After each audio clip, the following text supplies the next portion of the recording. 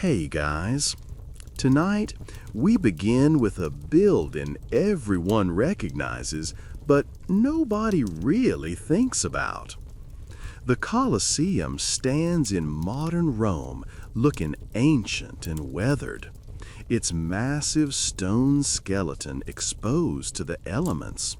Rough travertine blocks stacked in elegant arches that speak to Roman engineering genius.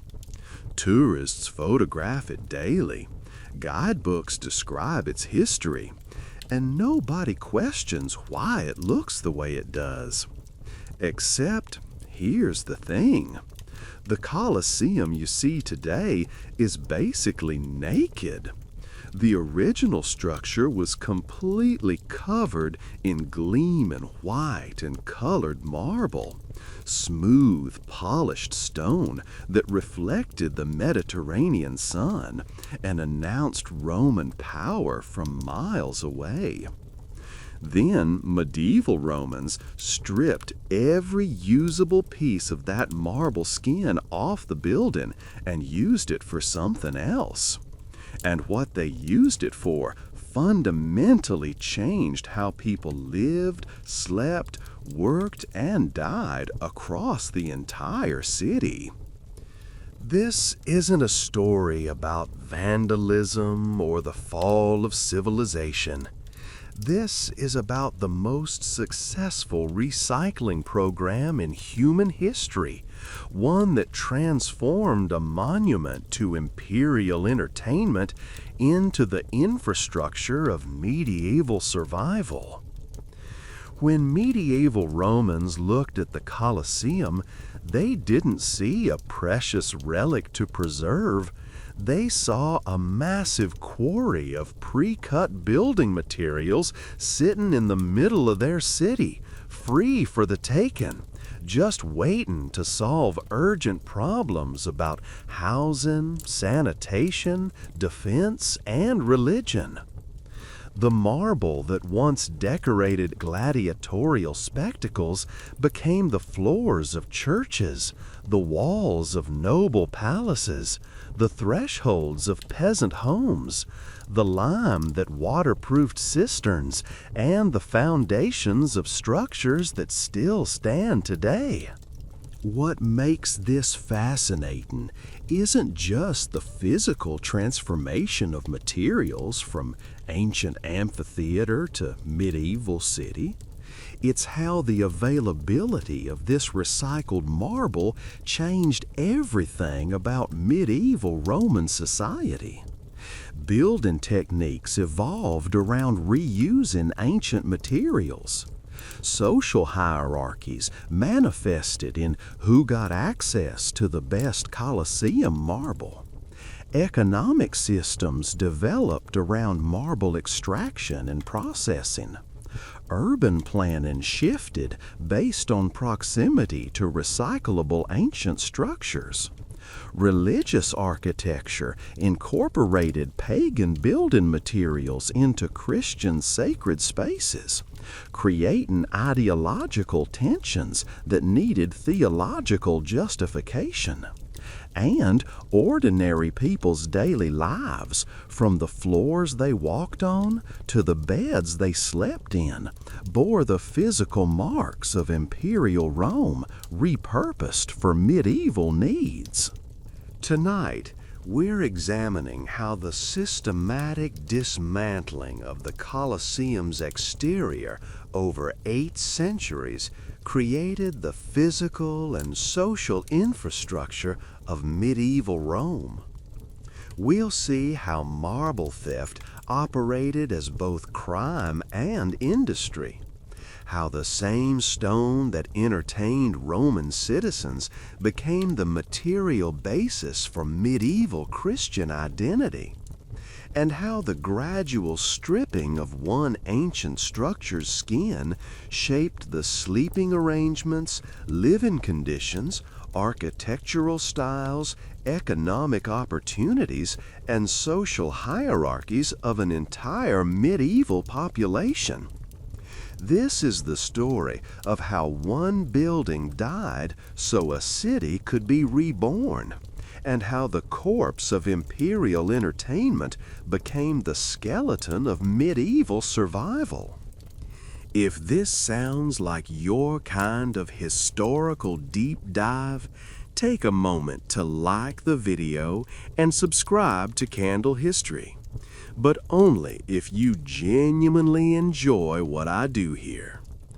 Drop a comment letting me know where you're watching from and what time it is where you are.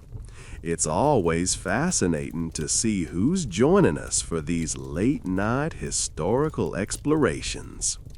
Now get comfortable, maybe pour something to drink, and let's ease into this journey through Rome's most valuable corpse. The Colosseum that crowds flocked to see in 80 CE bore almost no resemblance to the stone skeleton tourists photograph today. The exterior facade was entirely clad in gleaming travertine blocks, yes. But those blocks were just the structural framework for a decorative program that would make a modern luxury hotel jealous. Every architectural detail was enhanced with marble. White marble columns framed each of the 80 ground-level arches. Colored marble decorated the upper stories. Marble statues stood in niches throughout the facade, depicting gods, emperors, and mythological scenes. Inside, the walls gleamed with marble panels. The arena floor featured marble paving. Even the underground passages had marble elements in key areas. The Romans weren't subtle about material display. The scale of marble investment was extraordinary. Conservative estimates suggest the Colosseum's decorative program used over 100,000 square meters of marble surfaces in various forms. White marble from Luna, the same quarries that supplied Carrara marble today. Colored marbles from across the empire, including Giallo Antique from Tunisia, Pavanazetto from Turkey, porphyry from Egypt. The procurement, transport, cutting, polishing, and installation of this marble represented a massive imperial investment in demonstrating Roman wealth and engineering capacity. Every visitor to the Colosseum walked through a three-dimensional declaration that Rome commanded resources from across the known world. But material splendor serves political purposes beyond aesthetics. The Colosseum's marble skin functioned as imperial propaganda in built form. When provincial visitors from Britain or Syria attended games, the gleaming marble announced that Rome possessed wealth and technical sophistication their home regions couldn't match. When foreign dignitaries visited, the marble demonstrated that Rome could afford to decorate even an entertainment venue with materials that would bankrupt lesser kingdoms. The marble wasn't just decoration. It was a threat and a promise. Submit to Rome and share in this prosperity. Resist and face the power that could afford to waste precious marble on spectacle. The attachment mechanisms for all this marble were remarkably sophisticated. Bronze clamps and iron dowels held marble panels to structural walls. Metal pins secured decorative elements. The Romans used precision cutting to create joints so tight that some sections needed no mortar, relying purely on weight and friction. This engineering excellence would prove significant later because it meant medieval salvagers could remove intact marble panels by prying out the metal fasteners rather than breaking the stone. The Roman attention to removable installation inadvertently created a future marble supply system. By the time the Western Roman Empire collapsed in 476 CE, the Colosseum still retained most of its marble skin. The building had suffered damage from earthquakes, particularly severe tremors in 443 and 470 that cracked some sections and dislodged elements. But the structure remained fundamentally intact, its marble surfaces weathered but present. The imperial bureaucracy that maintained public buildings evaporated with the empire, but the physical materials remained, waiting for a population that needed them more than it needed to preserve ancient entertainment architecture. Think of it as the world's largest architectural salvage yard, just sitting there unclaimed, full of pre-cut luxury building materials that took no quarrying to access. The Rome that emerged from the Western Empire's collapse faced an infrastructure catastrophe that would define medieval urban life for centuries. The city that once housed over 1 million inhabitants shrank to perhaps 30,000 by the 6th century. The aqueduct system that supplied Roman baths and fountains fell into disrepair, with barbarian sieges deliberately cutting water supplies. The elaborate sewer system that kept Rome sanitary clogged and failed. Public buildings crumbled without imperial maintenance. The population clustered in the Campus Martius area near the Tiber, abandoning the hills and monumental zones where ancient structures stood empty and decaying. This population contraction created a bizarre spatial reality. Medieval Romans lived in a city designed for 30 times their number, surrounded by massive stone structures they couldn't maintain and didn't need. The forums stood empty. The imperial palaces housed no emperors. The temples served gods nobody worshipped anymore.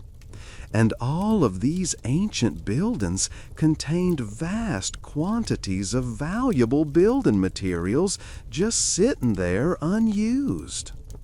Meanwhile, the medieval population desperately needed materials for basic construction. They needed stone for foundations. They needed lime for mortar and waterproofing. They needed columns for churches. They needed paving for streets. They needed literally everything an ancient city full of empty buildings could provide.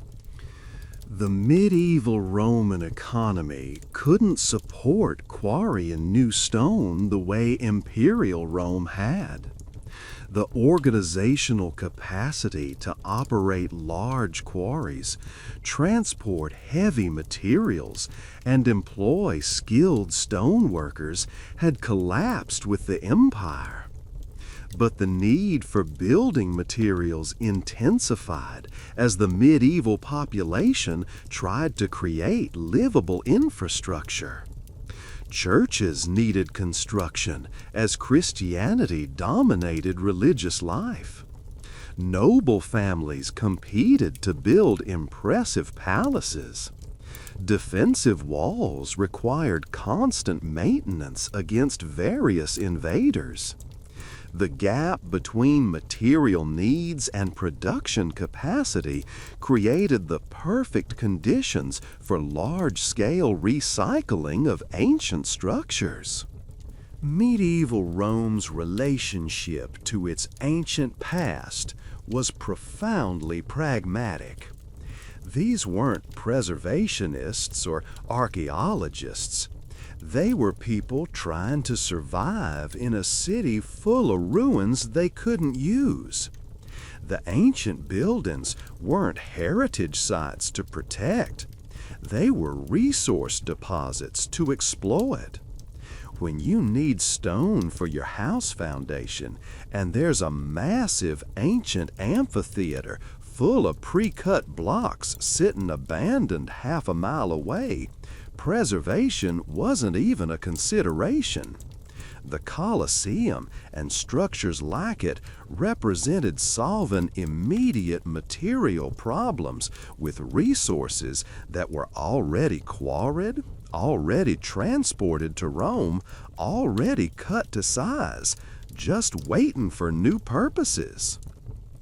The transformation began slowly. Initially, medieval Romans focused on smaller, more accessible ancient structures. Temples became churches through relatively minor modifications, preserving the buildings while repurposing them. But as material needs intensified and building ambitions grew, attention turned to larger structures that could supply bulk materials. The Colosseum sat there, massive and mostly intact, covered in marble that medieval builders desperately wanted. The only thing stopping systematic extraction was organization and justification. Medieval Romans needed to convince themselves that stripping their most famous ancient monument wasn't sacrilege, but sense. That justification would come from an unexpected source. The early medieval Catholic Church faced a fascinating theological problem about ancient Roman materials. On one hand, these materials came from pagan structures dedicated to false gods and sinful entertainments. The Colosseum specifically represented martyrdom of Christians thrown to lions and gladiatorial violence the Church condemned. Using materials from such places for Christian purposes could be seen as contaminating sacred spaces with pagan corruption. On the other hand, Christianity was supposed to triumph over paganism, to redeem and transform the fallen world. What better demonstration of Christian victory than literally taking pagan marble and making it serve God? Church theologians developed an elegant solution called spoliation theology.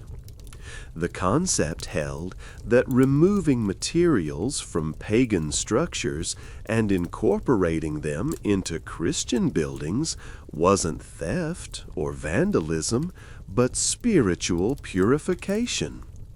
The marble itself wasn't inherently evil. It was creation, made by God, simply misused by pagans for false worship.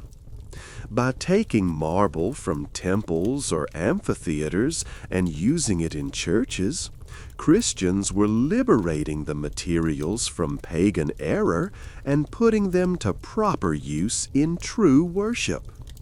The physical act of spoliation became a metaphor for spiritual conversion. This theology had ancient precedent. Early Christians had been incorporating Roman architectural elements into churches since the 4th century. The original St. Peter's Basilica, built under Constantine, used columns taken from various pagan temples.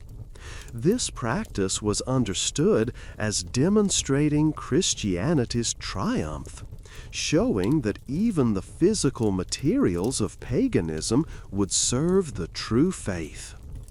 What changed in the medieval period was the scale and systematization of spoliation. It evolved from opportunistic reuse into deliberate programs of extraction with theological justification. Pope Gregory I's writings in the late 6th century encouraged spoliation explicitly. He argued that converting pagan temples to churches, using their materials for Christian purposes, was preferable to abandoning them. This papal endorsement gave medieval Romans theological permission to treat ancient structures as material sources rather than monuments to preserve. When popes themselves blessed the practice of taking marble from old buildings for new churches, the moral barrier to systematic spoliation collapsed.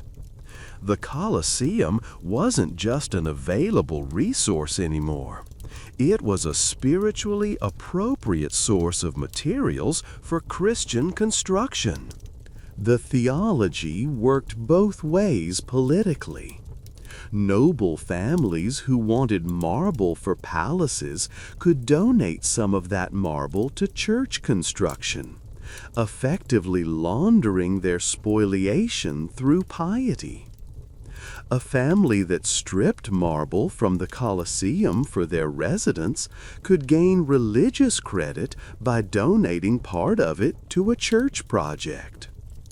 This created a moral economy around ancient materials, where secular and sacred needs reinforced each other. The marble that made a noble's floor also paved a chapel. The stone that built a defensive wall also created a church threshold. Spoliation became both spiritual practice and social currency. By the 8th century, extracting materials from ancient structures had evolved into a recognizable industry with specialized workers, established practices, and economic structures. The marmorari, marble workers, emerged as a distinct professional class in medieval Rome. These weren't simple laborers. They were specialists who understood how Roman construction worked, which joints to pry apart, which fasteners to remove, how to extract intact marble panels without breaking them. Their expertise made them valuable to anyone planning construction, and their control over spoliation sites gave them economic power. The marble economy operated on multiple levels simultaneously. At the top, popes and noble families commissioned large-scale extraction from sites like the Colosseum for major construction projects. They employed marmorari teams, provided tools and equipment, and claimed rights to extract from specific sections of ancient structures. In the middle, independent marmorari worked smaller sites, selling salvaged marble to whoever would pay. At the bottom, ordinary Romans grabbed loose pieces from ruins for their own use, supplementing household needs with imperial building materials. The Colosseum's marble flowed through all these channels. Extraction rights became a complex legal and political issue. Who owned the marble in an ancient ruin? The landowner? The city government? The pope? Various claimants asserted different rights based on different authorities. Some noble families claimed extraction rights based on property adjacent to ruins. The papal administration claimed rights over all ancient structures as secular ruler of Rome. Local guilds claimed rights based on traditional access. This legal ambiguity meant that marble extraction often involved negotiation, bribery, or outright theft, depending on who had the power to enforce their claims. The Colosseum presented particular challenges and opportunities. Its size meant that multiple parties could extract simultaneously from different sections without interfering with each other. Its abandonment meant no current occupant could claim property rights. Its fame meant that spoliation was visible and politically sensitive, requiring justification through either official permission or careful discretion. Some extractions happened with papal authorization for specific church projects. Others occurred through noble families asserting feudal rights. Still others happened at night when enforcement was impossible. The Colosseum became a case study in how medieval property law adapted to handle ancient infrastructure. Prices for salvaged marble varied wildly based on quality, size, and color. Plain white marble was cheapest because it was most abundant. Colored marbles commanded premium prices, particularly the imperial porphyry that Roman emperors had monopolized. Intact columns were worth more than broken pieces. Carved elements with recognizable classical motifs were valuable to collectors. The Marmorari developed expertise in valuing different marble types, creating an informal pricing system that treated ancient ruins as commodity sources. The Colosseum's marble diversity meant it could supply every price point, from cheap threshold stones to luxury palace decorations. Extracting marble from the Colosseum required tools, skills, and techniques that medieval marmorari developed through trial and error. The Romans had used metal clamps and dowels to attach marble panels to structural walls. Medieval workers learned to identify these metal fasteners by the square holes visible on marble surfaces. They would insert iron pry bars into these holes, lever out the bronze clamps, and remove the marble panels intact. This was delicate work. Too much force would crack the marble. Too little wouldn't dislodge centuries of settled weight. The skilled marmorari knew exactly how much pressure to apply. Metal fasteners became valuable byproducts of marble extraction. The bronze clamps and iron dowels used in Roman construction could be melted down and reused. Medieval metalworking depended heavily on recycling because ore extraction and smelting were expensive. The metal salvaged from Colosseum spoliation supplemented Rome's metal supply, creating a secondary resource stream beyond the marble itself. Workers would carefully extract the metal pieces, sort them by composition, and sell them to metal workers. Nothing went to waste. For larger architectural elements like columns, the extraction process was more complex. columns were often installed as single pieces or stacked drums held together by metal pins and weight. Removing them required building wooden frameworks to support the weight while loosening the connections. Teams of workers would construct scaffolding around a target column, attach ropes and pulleys, gradually work the column loose from its mountain, and lower it to the ground. This process could take days for a single large column and required coordination among multiple workers with different specializations.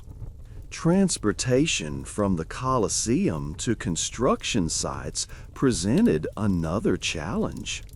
Marble is extremely heavy.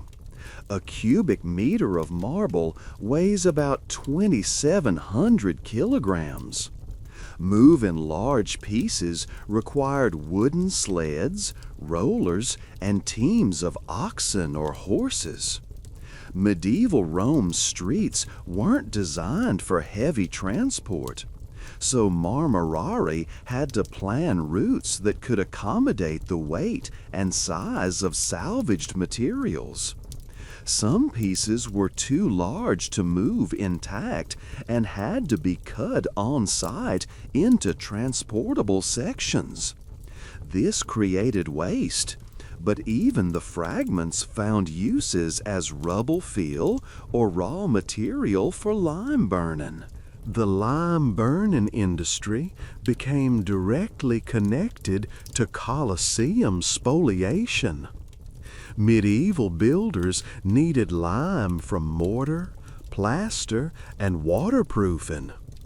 Lime is produced by heating limestone or marble in kilns to drive off carbon dioxide, leaving calcium oxide. Medieval Rome had numerous lime kilns that consumed marble from ancient structures, including the Colosseum. Marble that was too broken for architectural reuse, fragments that couldn't be cut into useful sizes, and lower quality stones all went into the lime kilns. The Colosseum wasn't just supplying building stone. It was supplying the binding materials that held medieval construction together. By the 11th century, noble families had essentially colonized the Colosseum, building fortifications in and around the structure and claiming extraction rights to specific sections. The Frangipane family, one of Rome's most powerful noble clans, constructed a fortress incorporating the eastern sections of the Colosseum around 1000 CE. They didn't just extract marble.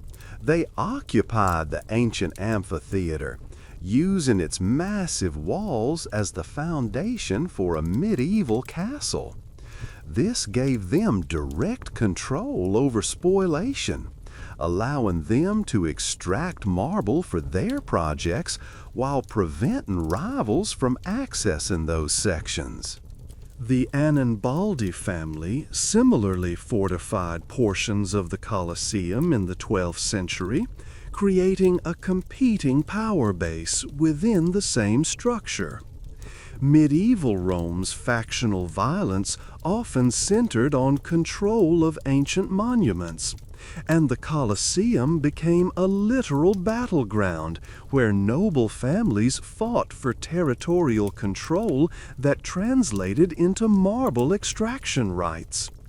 Whoever controlled a section of the Colosseum controlled access to its building materials, which meant controlling construction capacity, which meant controlling wealth and power.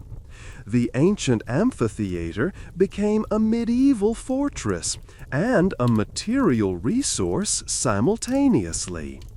These fortress-building families stripped marble extensively from the sections they controlled. The Frangipani needed materials for their fortifications, their churches, and their residential palaces. They extracted marble columns for church projects they sponsored, decorative elements for their homes, and structural stone for their defensive works. Their control over Colosseum sections lasted for generations, making spoliation a long-term family enterprise rather than a one-time extraction. The marble flows from Colosseum to noble construction projects continued steadily for decades. The fortification of the Colosseum actually accelerated its transformation. The noble families weren't preserving the structure by occupying it. They were consuming it from the inside out, using the ancient walls as quarries for their medieval additions. Every time they needed materials for repairs, expansions, or new construction, they just quarried the sections they controlled. The Colosseum became a kind of medieval savings account where noble families stored building materials in situ, extracting them as needed rather than all at once. This made the spoliation process gradual but relentless. The political instability of medieval Rome meant control over Colosseum sections changed hands violently. When one noble family defeated another, they often gained access to new spoliation sites. When papal forces expelled noble families from fortified positions, the church took over extraction rights. These power transitions meant that the Colosseum never had a single coordinated spoliation program. Instead, it experienced patchwork extraction by whoever held power at any given moment. This created the irregular appearance of modern Colosseum damage, where some sections lost almost all their marble while others retained more, reflecting the varying intensities of spoliation by different controlling factions. The marble that once framed arches where crowds cheered for blood sports became the physical substance of medieval Christian sacred architecture. Dozens of Roman churches incorporated Colosseum marble into their construction, creating a direct material lineage from imperial entertainment to Christian worship. San Giovanni in Laterano, Rome's cathedral church, used columns salvaged from various ancient structures, including likely Colosseum elements. Santa Maria Maggiora's remodeling incorporated spoliated marble. Smaller churches throughout Rome featured thresholds, columns, and decorative elements that began their existence in the Colosseum. The irony wasn't lost on medieval Romans. Christian martyrs had died in the Colosseum, thrown to animals or killed by gladiators as entertainment for pagan crowds. Now, the physical materials of that martyrdom site were being transformed into churches dedicated to those same martyrs. This transformation was understood as a profound statement about Christianity's triumph. The building that witnessed Christian suffering was being literally dismantled and rebuilt into Christian victory. Every column taken from the Colosseum and placed in a church was a theological argument in stone. Church construction techniques in medieval Rome depended heavily on spoliated materials because new quarrying was economically impossible for most projects.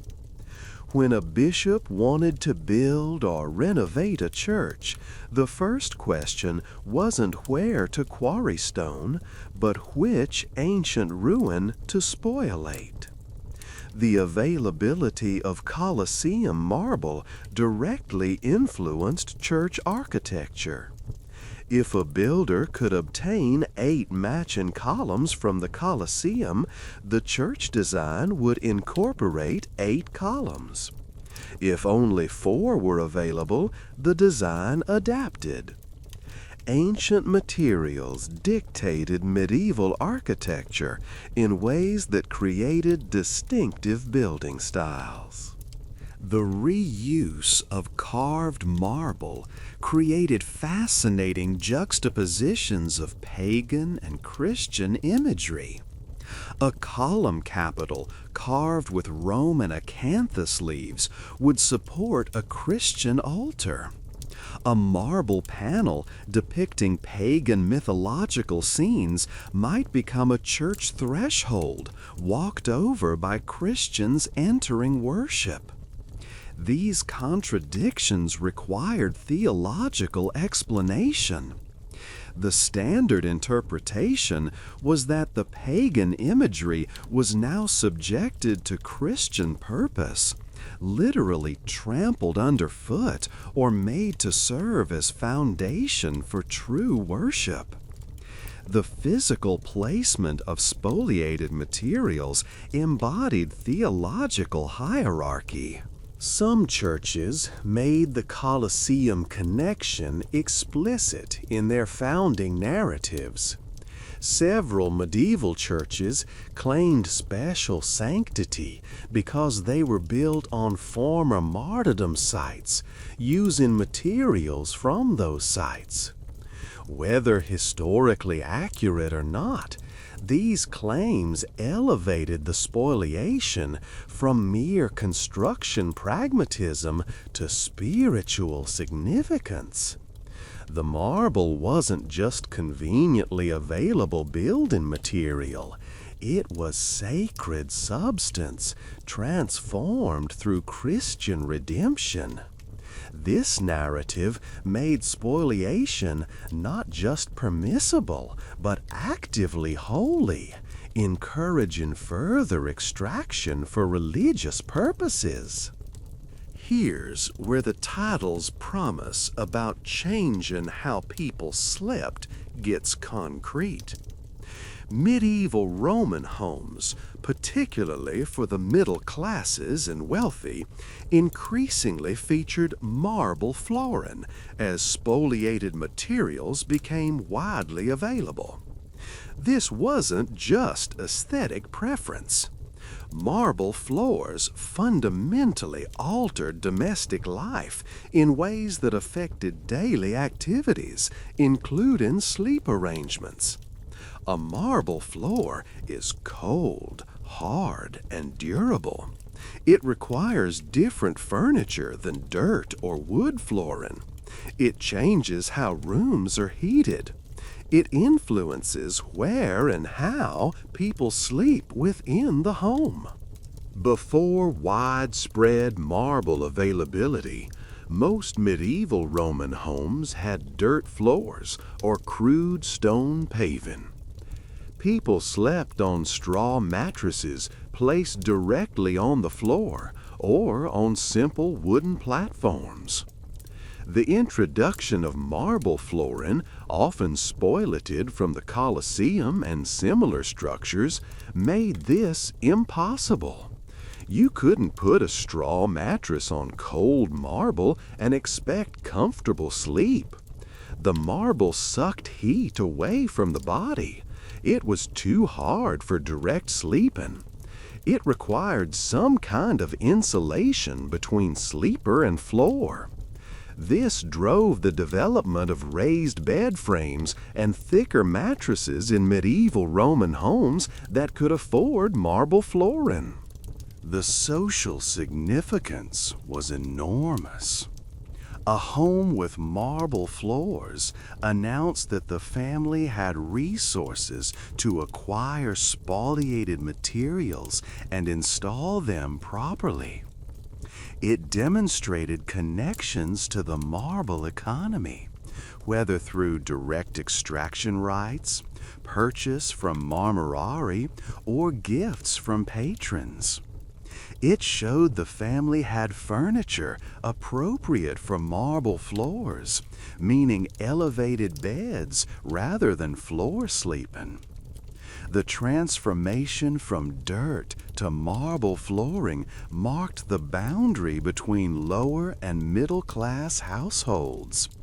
Your sleeping arrangement literally depended on whether your floor was stone. Marble flooring also changed domestic heating practices. Marble is an excellent thermal conductor, which means it absorbs heat during the day and radiates it at night. But it also means it feels perpetually cold in unheated rooms.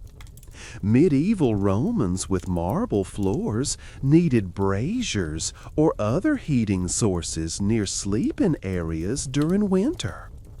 This influenced room layouts, with sleeping areas positioned near heat sources and away from cold marble expanses.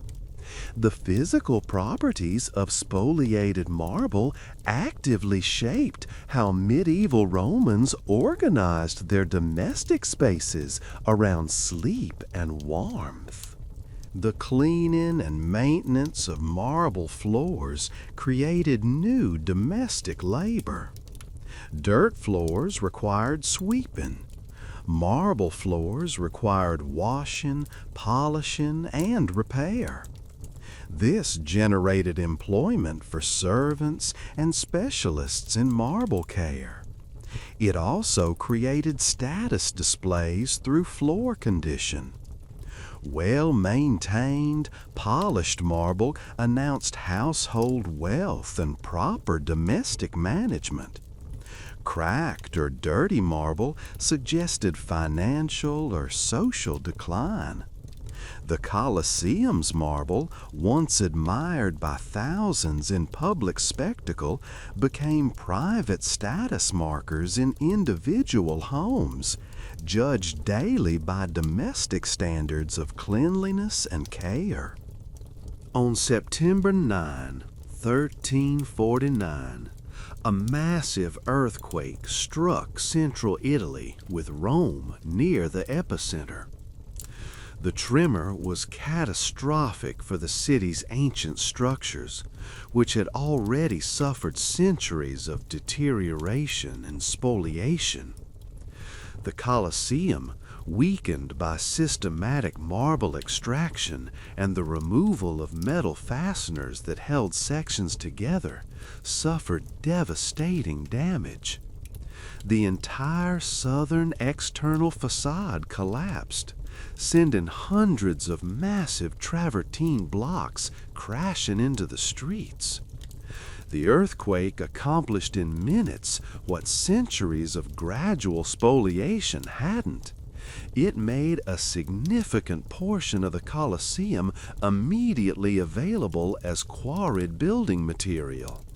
The aftermath of the earthquake created the largest single surge in Colosseum spoliation. Suddenly, thousands of pre-cut travertine blocks lay scattered around the structure, free for the taking without the difficult extraction work. The blocks were already separated from the building, already on the ground, already sized for transport. Medieval Romans descended on the collapsed sections like salvagers on a shipwreck. Noble families claimed rights to sections. The papal administration asserted control over some areas. Common Romans just grabbed what they could carry. The earthquake transformed spoliation from specialized extraction to mass scavenging. The marble and travertine from the 134-9 collapse went immediately into reconstruction efforts across Rome. The earthquake had damaged numerous buildings, so there was urgent demand for materials to repair churches, palaces, and defensive structures. The Colosseum collapse functioned as an emergency building supply depot, providing materials exactly when the city needed them most for disaster recovery. This created a narrative that the Colosseum's destruction was providential, that God had caused the earthquake to provide materials for rebuilding Christian Rome. The theological justification for spoliation reached new heights. Several major construction projects in the late 14th and early 15th centuries used materials directly traceable to the 1349 earthquake collapse. The Palazzo Venezia, built in the mid-15th century, incorporated travertine blocks almost certainly from the Colosseum. Various churches, rebuilt or expanded after the earthquake, used Colosseum materials. The Basilica of St. John Lateran's renovations included spoliated elements. The earthquake essentially redistributed the Colosseum's southern facade across Rome's religious and secular architecture, embedding fragments of the ancient amphitheater into dozens of medieval structures. The earthquake also changed attitudes toward spoliation by making the Colosseum's instability visible and undeniable. The building was clearly dangerous, prone to collapse, and unlikely to survive long term. This made arguments for preservation harder to sustain. If the structure was going to fall apart anyway, why not extract materials in controlled fashion before they collapsed randomly? The earthquake provided practical justification for systematic spoliation that complemented the existing theological justifications. The Colosseum wasn't just available for spoliation or theologically appropriate for spoliation. It was actively dangerous to leave intact, threatening to collapse on surrounding neighborhoods if not carefully dismantled. You've been with me for nearly an hour now, and if you're still here, you're clearly my kind of person. Candle History has more of these deep dives waiting if you want to subscribe.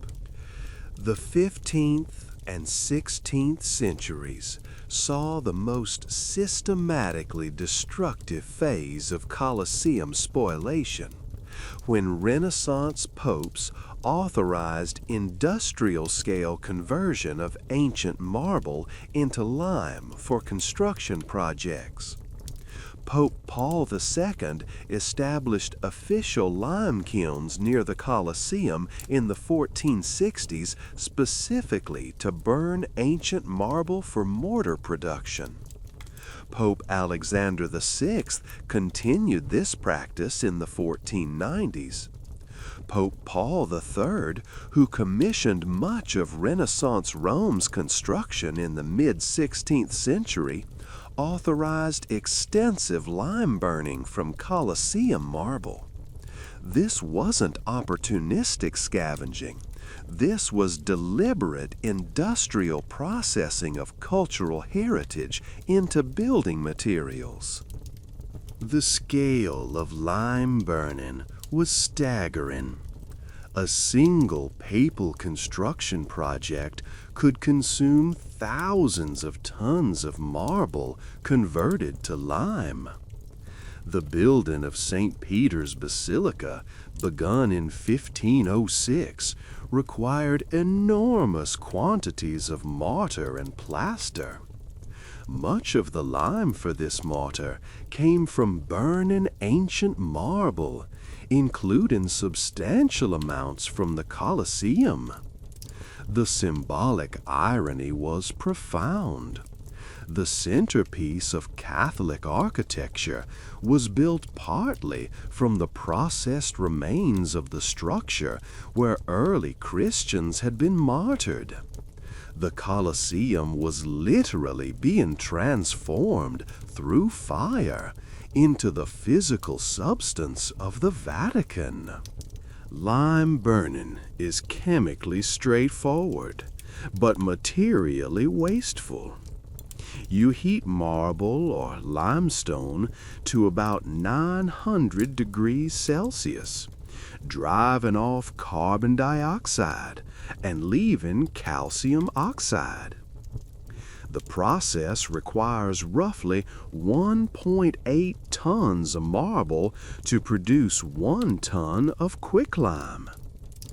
All the artistic value, historical significance, and architectural beauty of carved marble is destroyed, reduced to powder useful only for binding materials together. Renaissance lime burning represented the complete subordination of antiquarian value to construction utility. The Renaissance, which supposedly revered classical antiquity, was simultaneously consuming that antiquity in industrial kilns. The establishment of official papal lime kilns near the Colosseum created a feedback loop of destruction.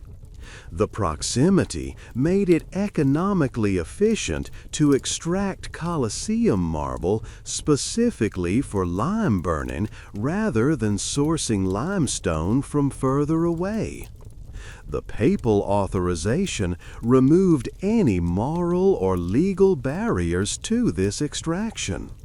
The construction demands of Renaissance building programs created insatiable appetite for lime.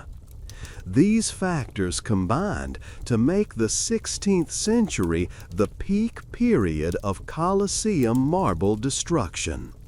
More of the building's decorative stone was lost to Renaissance lime kilns than to all previous medieval spoliation combined.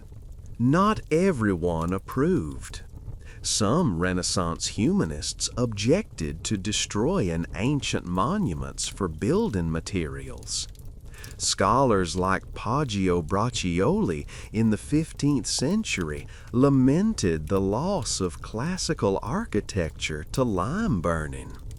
But their objections had no practical effect against papal authorization and construction demands. The economic value of lime trumped the cultural value of preservation. The Colosseum had no defenders powerful enough to protect it from authorized, systematic destruction. The humanists could write sad elegies about the loss of ancient splendor, but the lime kilns kept burning, and the marble kept transforming into powder. The greatest concentration of Colosseum marble in single structures appeared in the palaces of Rome's noble families, where spoliated materials became central to architectural statements of power and prestige.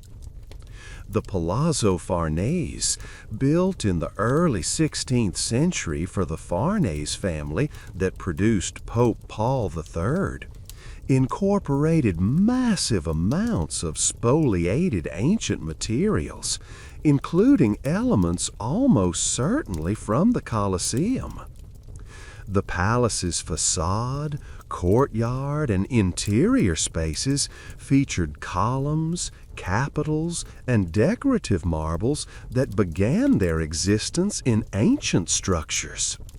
This wasn't subtle reuse. It was conspicuous display of access to Rome's ancient heritage. The architectural language of these palaces deliberately evoked ancient Roman grandeur through spoliation. When a noble family used genuine ancient columns in their courtyard, they were claiming lineage to Roman antiquity. They were asserting that they were the rightful inheritors of Rome's imperial legacy, demonstrated through their physical possession of imperial materials. The Colosseum marble in a Renaissance palace wasn't just building material. It was a political statement about continuity between ancient and contemporary Roman power. The families who lived surrounded by spoliated marble were telling visitors that they were the new Romans, living amid the repurposed substance of the old. The spatial organization of marble within palaces followed strict hierarchies. The most impressive ancient columns and decorative elements went into public reception spaces where visitors would see them. These were the rooms where political business happened, where alliances were negotiated, where power was displayed. Secondary spaces used lesser spoliated materials.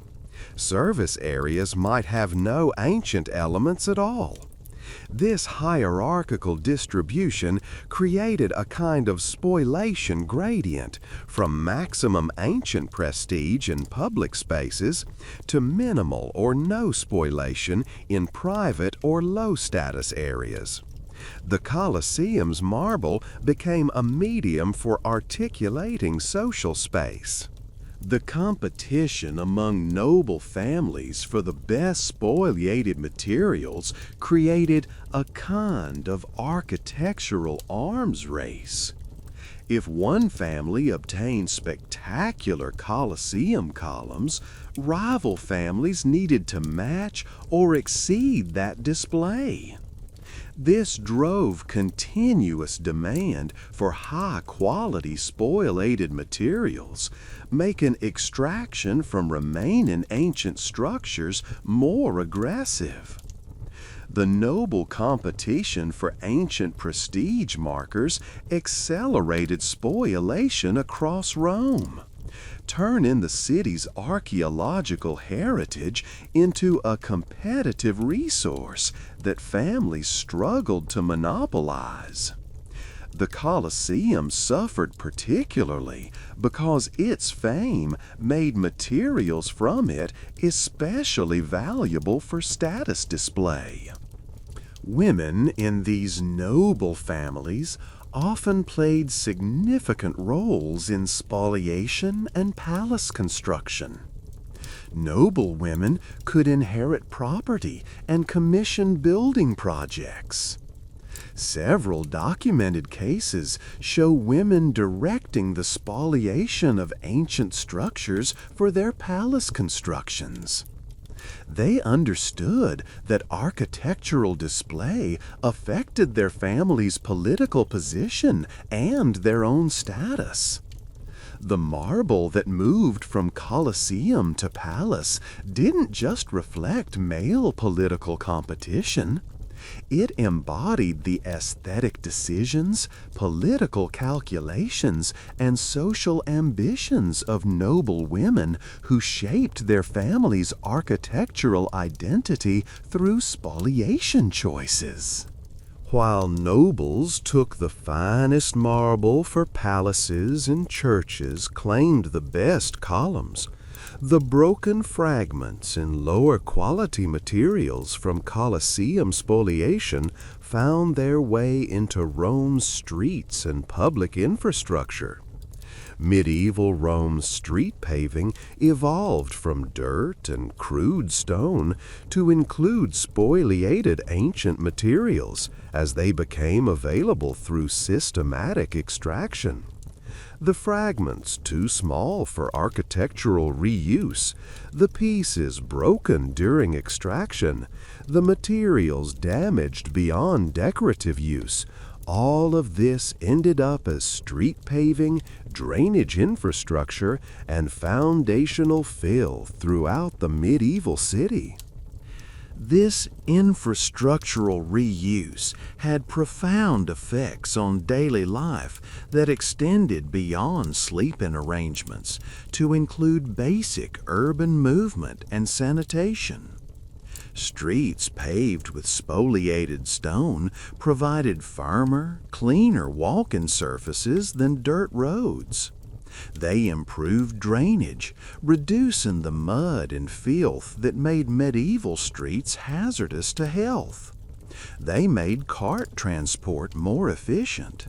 They reduced dust in summer and mud in winter. The Colosseum's marble, reduced to fragments and incorporated into street paving, became the literal ground on which medieval Romans walked, improving urban life in ways that affected everyone, regardless of social status. The sanitation benefits were particularly significant.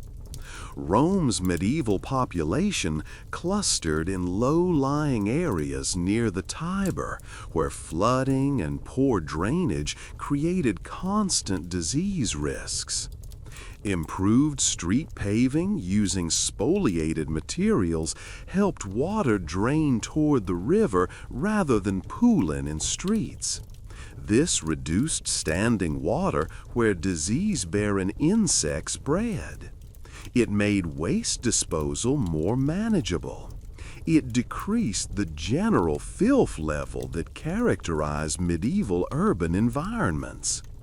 The Colosseum's conversion into street infrastructure saved lives through improved public health, even though nobody at the time understood the disease transmission mechanisms involved.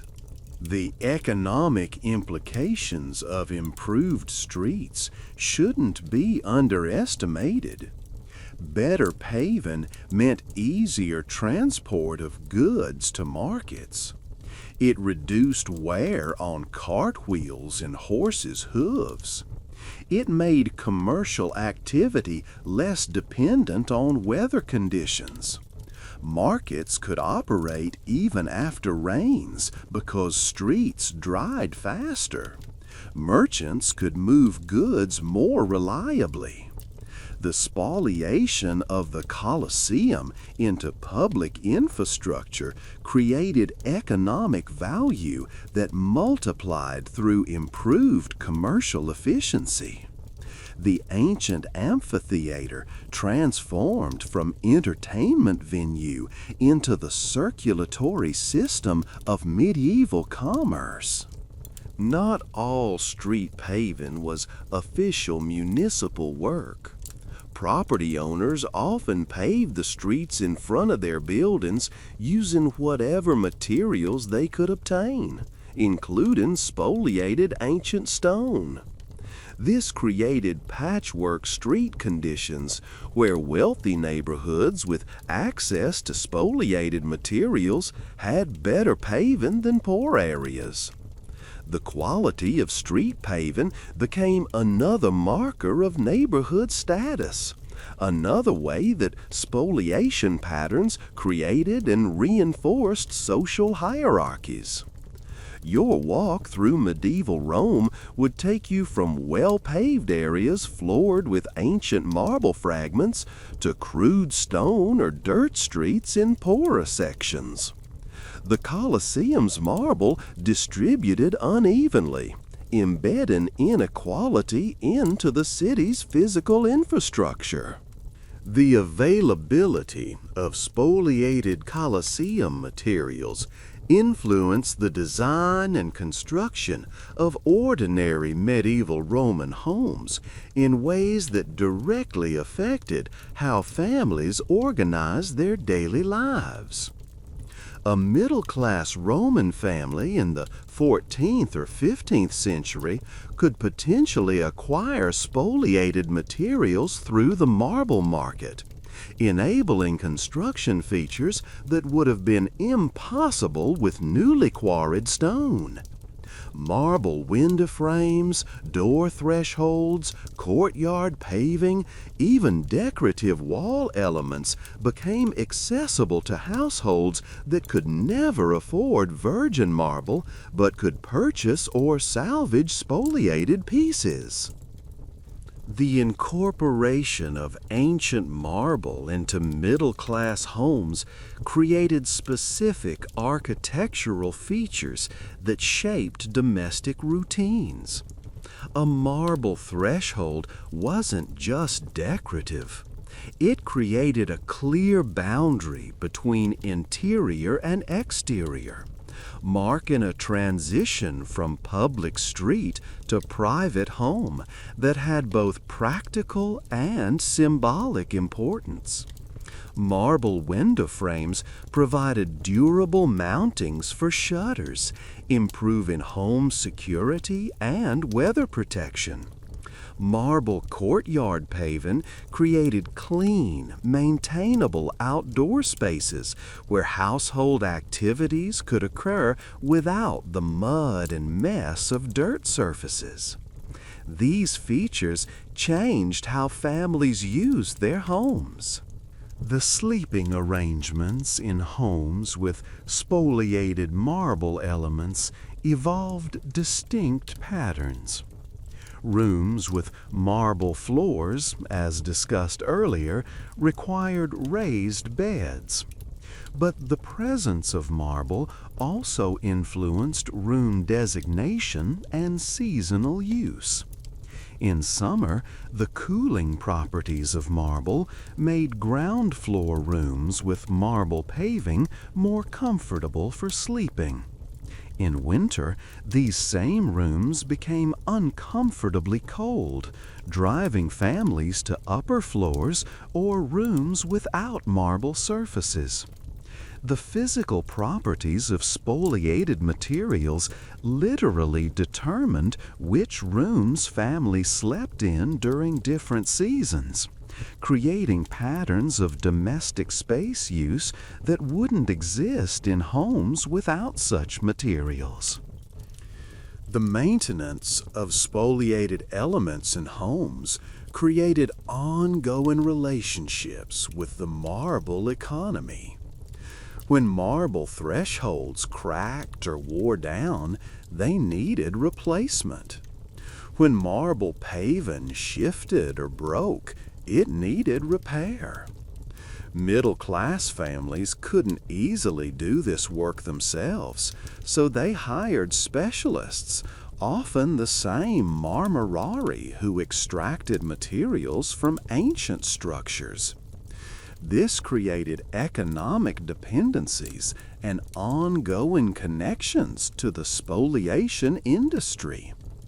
Your home's spoliated marble wasn't a one-time purchase, but a continuing relationship with the entire system of ancient material extraction and reuse. Children growing up in homes with spoliated Colosseum marble lived surrounded by physical pieces of ancient Rome without necessarily understanding the historical significance. A child's first steps might be on a floor paved with marble that once decorated the Colosseum. They might lean against door frames carved in antiquity. They might sit on thresholds that witnessed Roman crowds. This created an unusual relationship to history, where the ancient past was literally underfoot and unremarkable, just the material substance of everyday life. The Colosseum became normalized, domesticated, transformed from monument into furniture.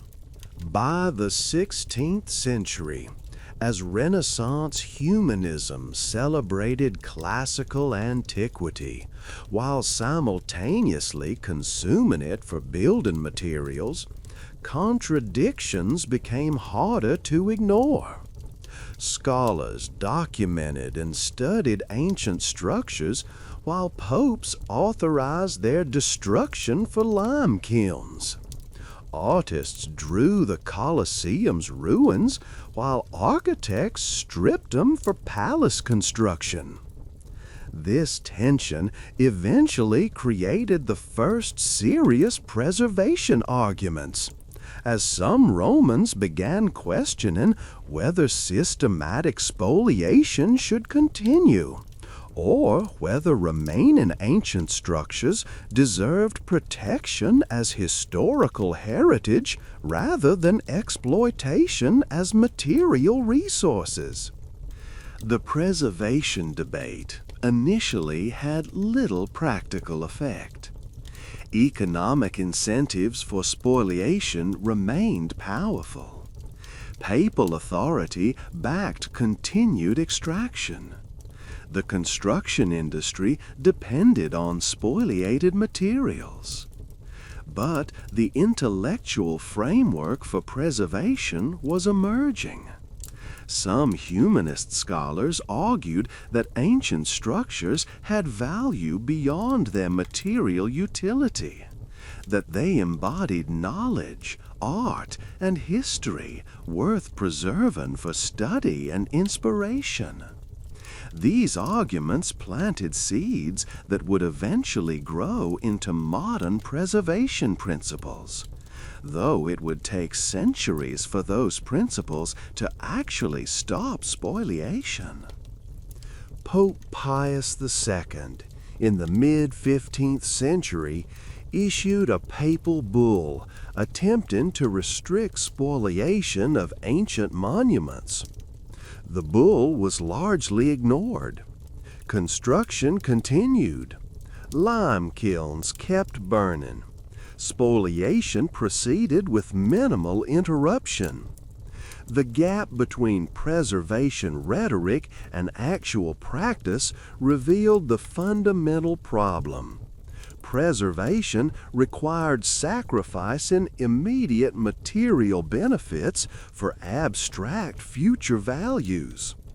As long as spoliation provided tangible economic and construction advantages, preservation arguments remained theoretical exercises for scholars rather than effective policy for administrators.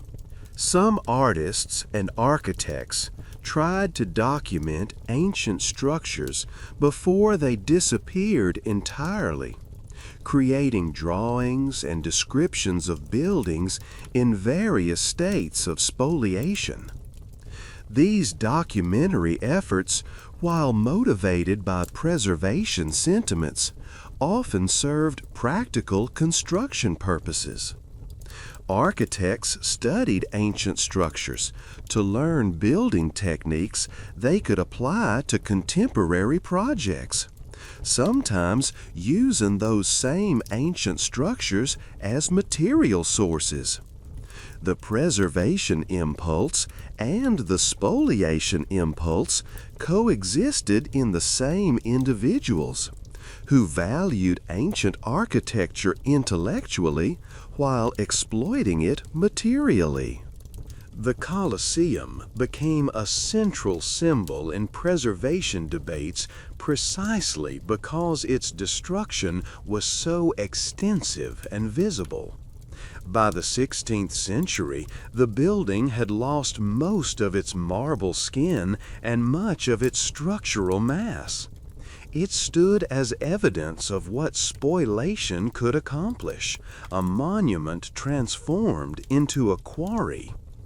Preservation advocates could point to the Colosseum as a cautionary example of what Rome stood to lose entirely if spoliation continued unchecked.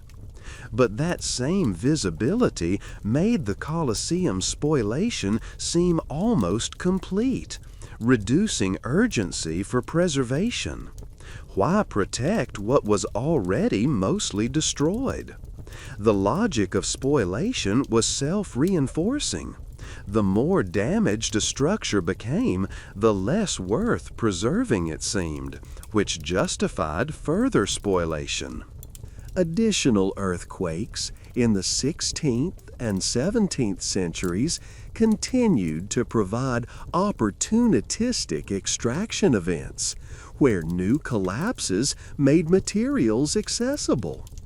Each tremor that damaged the already weakened Colosseum created another surge of spoliation as Romans collected newly fallen blocks. The pattern established after the 1349 earthquake repeated.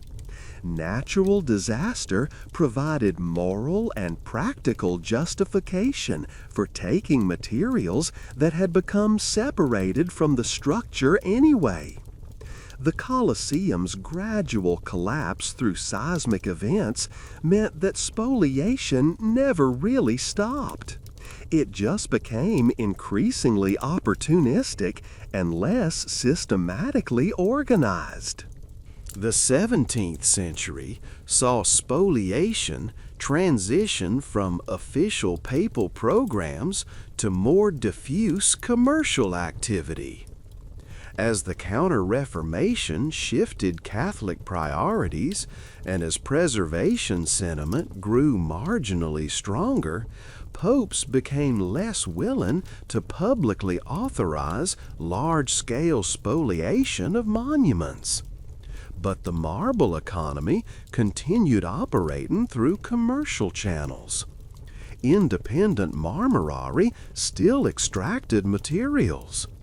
Noble families still commissioned palace projects using spoliated stone. The Colosseum still lost material, just less dramatically and more gradually than during the Renaissance lime-burning peak.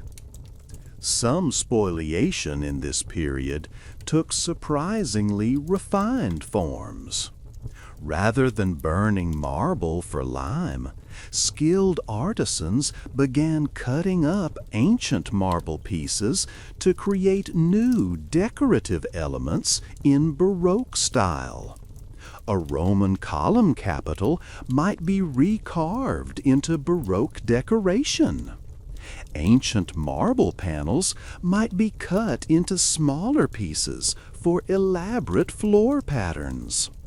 This was still spoliation, still destroying ancient artistic value, but it at least preserved the material rather than reducing it to powder. The Baroque reuse of ancient marble represented a shift from purely utilitarian exploitation to creative transformation that maintained some material continuity with antiquity. The gradual nature of later spoliation makes it harder to track, but no less significant. Instead of massive papal projects documented in construction records, later spoliation appeared as accumulated small extractions by numerous individuals over long periods. A homeowner taking a few stones here, a builder salvaging a marble piece there, multiplied across decades and hundreds of actors, removed substantial amounts of material without any single dramatic spoliation event. This diffuse extraction pattern continued well into the 18th century, slowly eroding what remained of the Colosseum's decorative and structural elements. By the time serious preservation efforts finally stopped spoliation in the early 19th century, the Colosseum had lost approximately 2/3 of its original material mass. The gleaming marble-clad amphitheater that entertained imperial crowds had become the rough stone skeleton that modern tourists photograph. Centuries of medieval, Renaissance, and Baroque spoliation had transformed the building into something fundamentally different from its original form. The preservation movement that eventually protected the Colosseum wasn't preserving the ancient structure, it was preserving the ruins that spoliation had created, protecting the skeleton that remained after 8 centuries of systematic material extraction. If you could create a map of medieval Rome showing where Colosseum materials ended up, you'd see the social geography of spoliation made visible.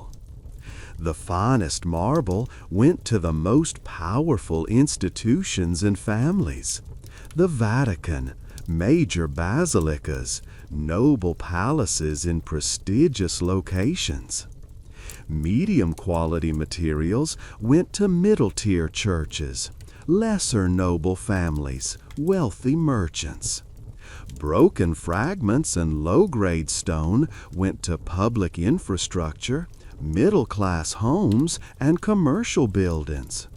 The distribution pattern replicated and reinforced existing social hierarchies through the allocation of spoliated ancient materials.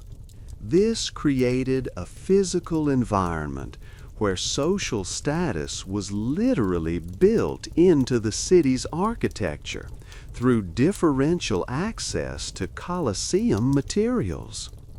A noble walking from their palace with spoliated Colosseum columns to a church decorated with Colosseum marble would traverse a landscape of varying spoliation quality that announced social gradients.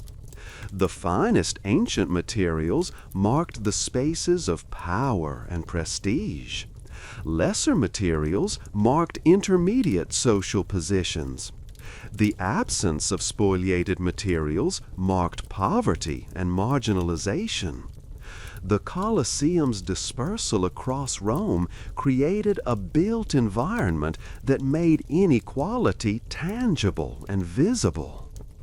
The concentration of spoliated materials in certain neighborhoods created preservation pockets where ancient architectural elements survived in reused form long after their original structures disappeared. Areas like Trastevere and the Jewish ghetto, where buildings incorporated spoliated elements into domestic architecture, preserved ancient marbles in unexpected contexts. Walking through these neighborhoods, you might find medieval houses with Roman marble thresholds, Baroque fountains using ancient basins, churches with reused classical columns. The Colosseum's marble didn't disappear. It fragmented and dispersed, creating an archaeological layer embedded in later construction. The modern tourist experience of Rome involves constantly encountering spoliated materials without recognizing them. The Spanish Steps incorporate ancient marble. Many fountains use spoliated basins. Church facades throughout the city contain reused Roman columns. Palazzo walls include fragments of ancient decorative elements. The Colosseum isn't just a single ruined building. It's distributed across the entire city in millions of fragments large and small, forming a hidden archaeological network that connects medieval, Renaissance, Baroque, and modern Rome back to ancient origins. Spoliation made the ancient city part of the contemporary city's physical substance. This dispersal creates preservation challenges for contemporary archaeologists and conservators. How do you preserve and study architectural elements that exist as reused fragments in later buildings? Do you remove spoliated materials from medieval churches to study their ancient origins, potentially damaging the medieval structures? Or do you leave them in situ and accept that their ancient context is lost? Modern Rome lives in constant tension between protecting ancient heritage and maintaining later historical periods that themselves used ancient materials. The spoliation of the Colosseum created preservation problems that persist today, as contemporary society tries to value multiple historical periods simultaneously when those periods exist in material conflict. So let's return to the title's promise and explicitly connect Colosseum spoliation to how medieval and Renaissance Romans slept and lived. The availability of spoliated marble fundamentally altered domestic architecture, creating homes with different thermal properties, spatial organizations, and status markers than would exist without access to ancient materials. A medieval Roman family living in a house with spoliated marble floors experienced different daily rhythms than a family in a dirt floor dwelling. They woke to cold floors, requiring different morning routines. They organized their rooms differently to account for marble's thermal conductivity. They demonstrated status through their floor materials in ways that affected social relationships. The sleeping arrangements evolved directly from material availability. The transition from floor sleeping to raised beds happened earlier and more completely in households with marble floors than in those without. The use of specific rooms for sleeping rather than multi-purpose spaces became more common when marble flooring made some rooms uncomfortably cold year-round. The seasonal migration within homes from cooler ground floor marble rooms in summer to warmer upper floors in winter created annual rhythms of domestic space use. All of this traces back to spoliation, making marble available to social classes that would never access it otherwise. The infrastructure improvements from spoliation affected sleep indirectly through public health. Better street paving improved sanitation, reducing disease prevalence. Fewer people suffered from illnesses that disrupted sleep. The lime from burned Colosseum marble created better mortar, producing buildings with superior weather protection and fewer drafts. This made sleeping spaces warmer and drier, improving rest quality. The Colosseum's transformation into urban infrastructure created environmental conditions that allowed more Romans to sleep better than they would in poorly built, drafty structures on unpaved, disease-ridden streets. The psychological aspects of living surrounded by spoliated ancient materials shouldn't be ignored. Medieval and Renaissance Romans developed a particular relationship to their past by living literally inside repurposed ancient structures. They understood their lives as built on Roman foundations, not just metaphorically, but materially. This created cultural attitudes about continuity, heritage, and the proper use of the past that influenced everything from political ideology to religious practice.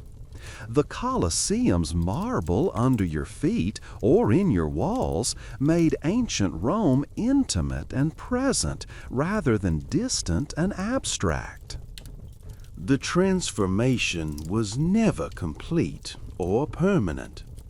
As preservation movements gained strength and spoliation became socially unacceptable, the material relationship between ancient structures and contemporary life shifted. By the 19th century, Romans could no longer freely extract materials from ancient monuments. The flow of ancient marble into new construction stopped. This created a cultural break where later Romans lived in environments increasingly separated materially from ancient origins. The spoliation period, especially the medieval and Renaissance centuries, represents a unique historical moment when ancient and contemporary Rome existed in physical continuity through systematic material reuse. Thank you for spending over 2 hours exploring the Colosseum's transformation with me. If you found value in this examination of how one ancient structure became the physical substance of medieval life, I'd be grateful if you'd subscribe to Candle History and share your thoughts below. What surprised you most? Can you think of modern equivalents to this kind of systematic material recycling? I genuinely read every comment. We began with a building everyone recognizes, but nobody questions. The stone skeleton of the Colosseum standing in modern Rome. Now, hours later, you understand that what tourists photograph as ancient Roman ruins is actually the medieval and Renaissance remainder. The leftover core of a building that medieval Romans systematically transformed into something else. The Colosseum didn't survive as a monument.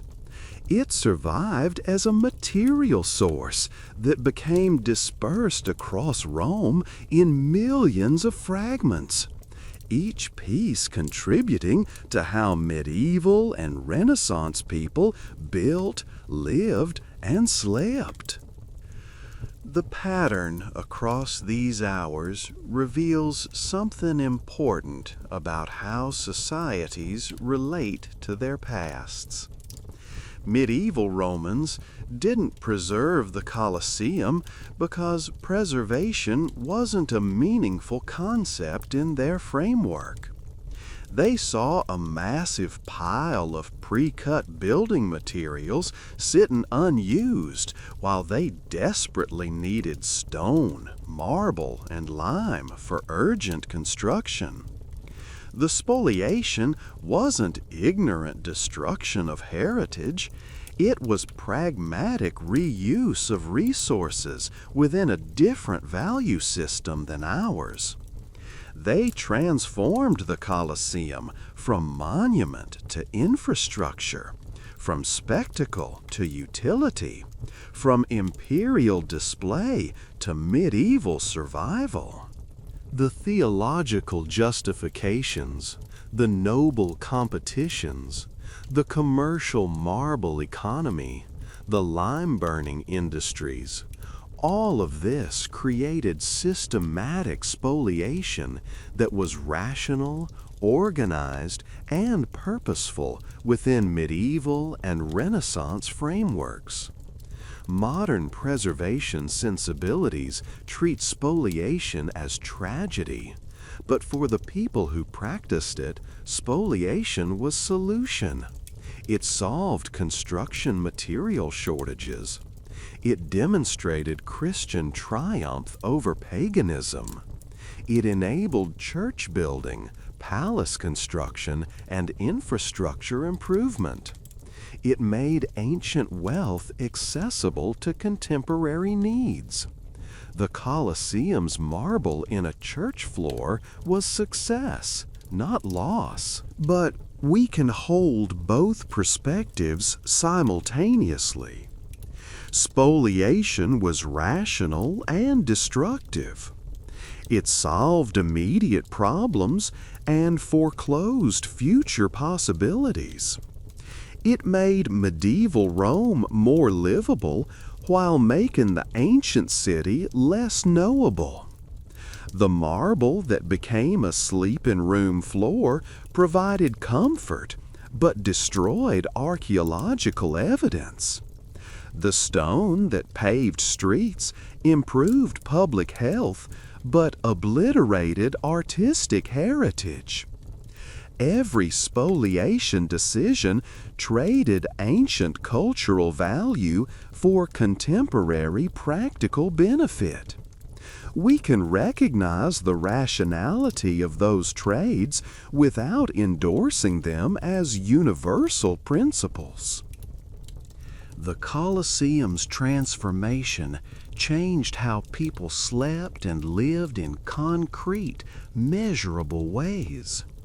Marble floors altered sleeping arrangements and seasonal domestic patterns. Better streets improved commercial activity and public health. Church construction shaped religious practice and community identity. Palace architecture displayed power through spoliated materials.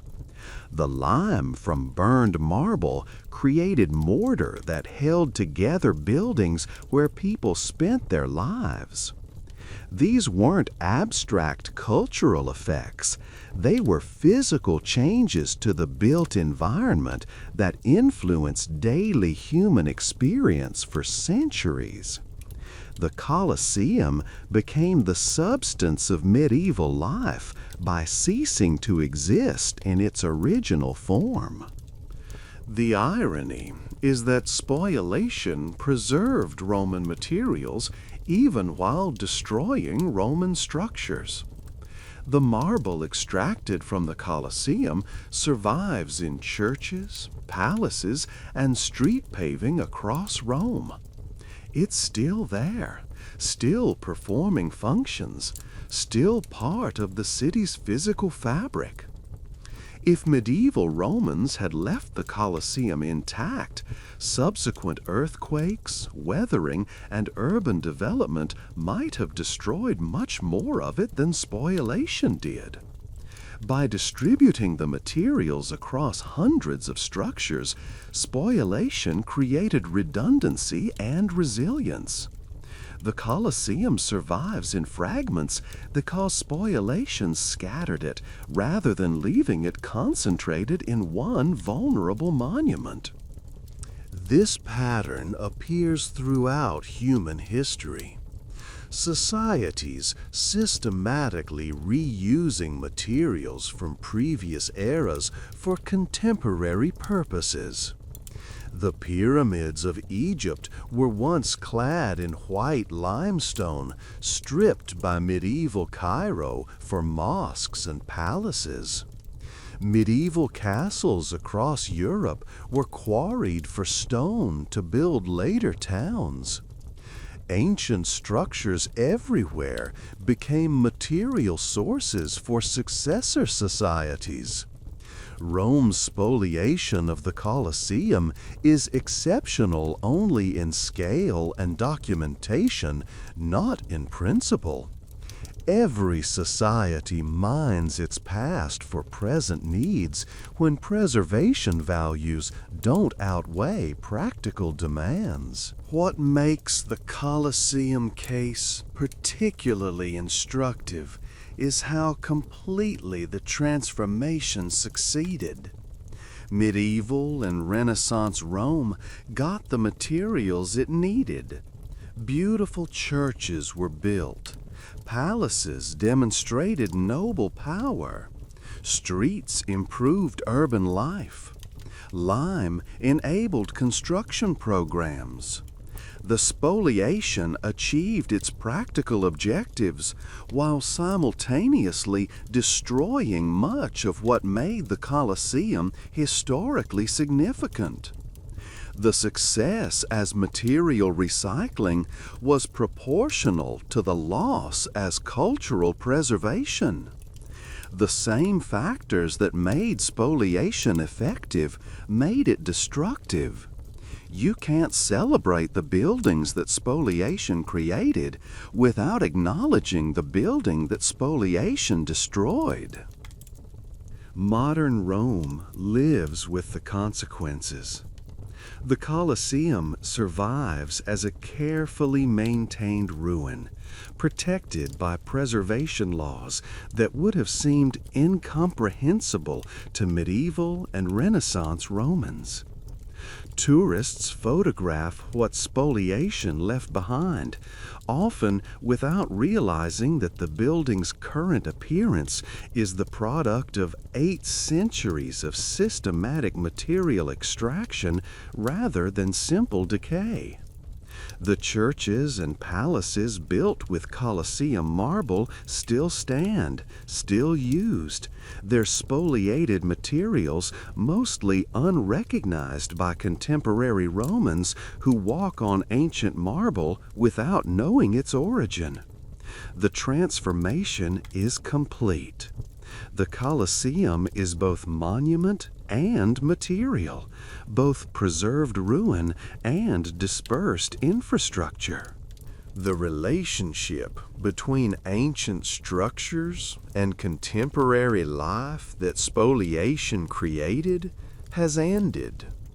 Modern Rome can't engage in that kind of material transformation anymore. Preservation laws, archaeological consciousness, and cultural heritage protection frameworks prevent the systematic reuse that defined medieval and Renaissance approaches to antiquity. We preserve what they consumed. We protect what they exploited. We study what they ignored. This represents progress in some ways, loss in others. We maintain more monuments intact, but we've lost the intimate material connection to the past that came from living inside repurposed ancient structures. The lesson isn't that we should return to spoliation. It's that we should understand spoliation as a different but rational relationship to cultural heritage, one that prioritized present utility over future preservation. Medieval and Renaissance Romans made clear choices about the value of ancient materials versus ancient monuments. They chose materials. They chose enabling contemporary life over preserving ancient spectacle. They chose transformation over conservation. These were conscious decisions within coherent value frameworks, not ignorant destruction by people who didn't know better. They knew. They chose differently. The Colosseum's marble under your sleeping room floor, in the church threshold you cross, in the street you walk, in the palace wall you admire, represented a society actively building itself from its past rather than passively preserving it. That building process changed daily life in thousands of small ways that accumulated into different patterns of sleeping, living, working, and worshiping. The spoliation transformed not just the Colosseum, but the entire social and physical environment of medieval and Renaissance Rome. The monument died. The city lived. The marble moved from entertainment to infrastructure. And Romans slept for centuries in rooms whose floors once graced an emperor's amphitheater. So, when you see the Colosseum, remember you're not seeing what Romans built. You're seeing what medieval and Renaissance Romans left behind after taking what they needed. The real Colosseum is dispersed across the city, embedded in buildings you'll walk past without recognition, underfoot in churches, framing windows in palaces, paving streets in old neighborhoods. The monument is everywhere and nowhere, transformed from singular, spectacular structure into the material substrate of an entire urban landscape. The Colosseum changed how people slept and lived by becoming the substance of their beds, their floors, their walls, their streets. It stopped being a building and became a city. That transformation is the real story, the one that matters more than gladiators or emperors. The Colosseum's greatest triumph wasn't surviving. It was transforming into something useful, into the physical fabric of life itself, into the marble that medieval children first learned to walk on, and Renaissance merchants conducted business over, and religious pilgrims crossed entering churches. The building that entertained ancient Romans housed medieval ones. That's not tragedy. That's the strangest kind of immortality imaginable.